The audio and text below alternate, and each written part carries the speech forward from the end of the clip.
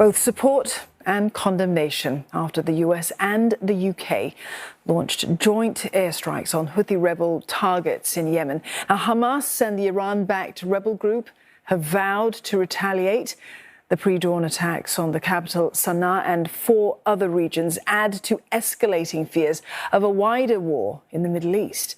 America and Britain, backed by 8 other allies, insist that their actions were aimed at restoring stability in the Red Sea and to ensure the free flow of commerce in one of the world's most critical waterways.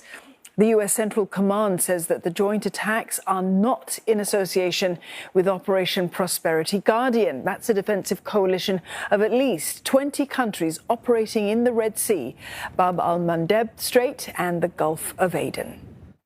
And it was important, having warned the Houthis over a week ago, the UK, the US, and a large number of allies and partners, that we wouldn't stand for continued attacks on shipping. We needed to degrade and destroy the Houthi capability, which is exactly what we sought to do last night. The strikes come weeks after attacks on Red Sea shipping by Houthi forces that have been acting in solidarity with Hamas. A NATO spokesperson said that the strikes were defensive and urged Iran to rein in its proxies.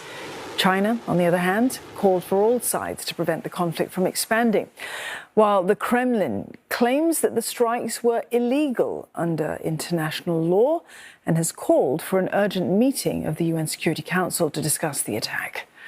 And for more, Olly Barratt joins us. He's live for us from London. Olly, UK Defence Minister James Heappey, he insists that the coordinated strikes with the United States were out of self-defence.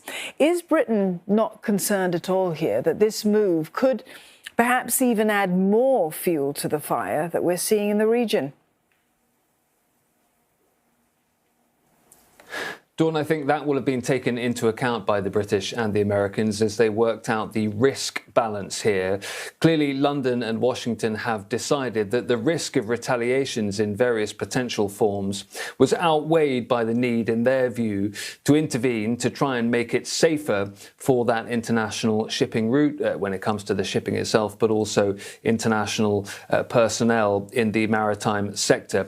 So that doesn't mean that the UK and the US don't believe that there are any risks involved at all, and they don't believe that there's any risk of retaliation. But they've clearly decided, despite that, to go ahead with this coordinated action. They have been warning of it for some time now.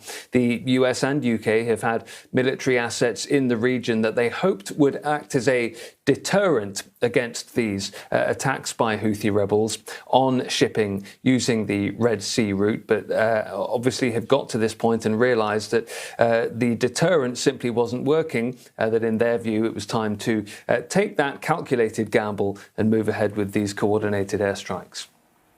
Olly, the risk of retaliation, how is the UK preparing for that possibility?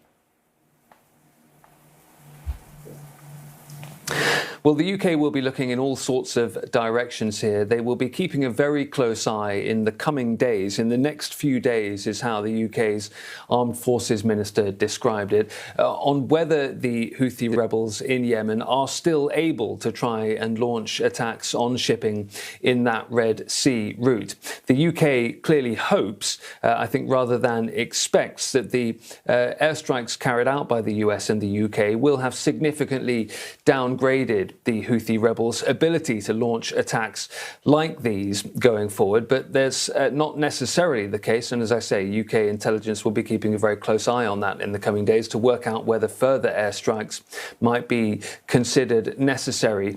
But given the Houthi rebel position, which is to say that there will be consequences for the US and the UK from these attacks, and given strong words as well from Hezbollah in Lebanon, from Hamas, condemnation from other forces in the region too, the UK will certainly be on alert when it comes to its assets in the Middle East, but also potential high-profile targets in other parts of the world as well. Now, to a sense, that has been the case throughout the conflict between Israel and Hamas, given the UK's support for Israel and what it sees as its right to defend itself. There has been a raised alert for UK citizens, installations, military bases all around around the world. But as I say, the UK will be keeping a very close eye, particularly in the region and particularly on Houthi rebel positions in the coming days to make that decision about whether this is an isolated set of airstrikes or whether the US and the UK feel that more are necessary at some point. Tense times, Olly. Thank you for that update. Olly Barratt there reporting for us live in London.